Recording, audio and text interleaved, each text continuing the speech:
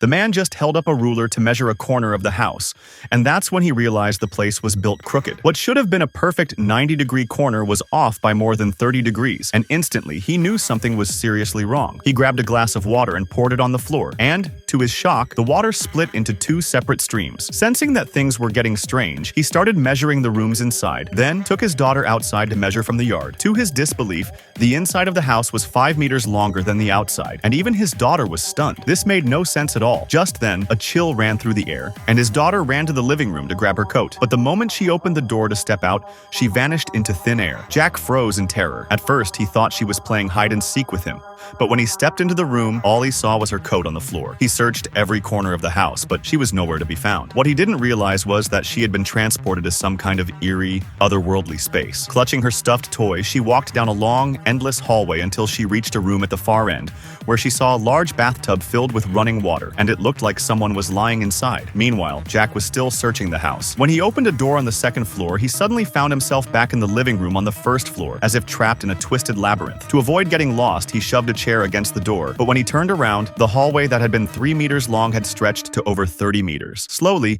Jack made his way to the study, only to find a door had mysteriously appeared behind the bookshelf. He assumed his daughter was hiding inside and stepped in cautiously, but the moment he did, the door slammed shut behind him. On the other side, his daughter had encountered an old man in this strange space. "Little girl," the man said, "why don't you stay here with me?" Terrified, she broke into a cold sweat and ran away. Jack heard her scream but couldn't find her. Once he realized she was trapped in a room, he kicked the door open, only to end up back in the living room, the chair he had moved now flying across the floor. To understand all of this, we have to go back to the day they moved into the new house. On their first day in the suburban mansion, strange things started happening. Jack heard noises inside the walls, but his wife didn't hear a thing, a clue the director had carefully planted. After a full day of driving, the couple went to bed early while their daughter played with shadow puppets inside. Suddenly, a dark, creepy shadow appeared on the wall, scaring her. Luckily, her father walked in just in time. She told him what happened, but he brushed it off. Once he left, she hid her head under the covers, but the shadow reappeared moments later. Later, Jack went downstairs to turn off the lights and get ready for bed. The house was so large that he had to walk from the living room to the study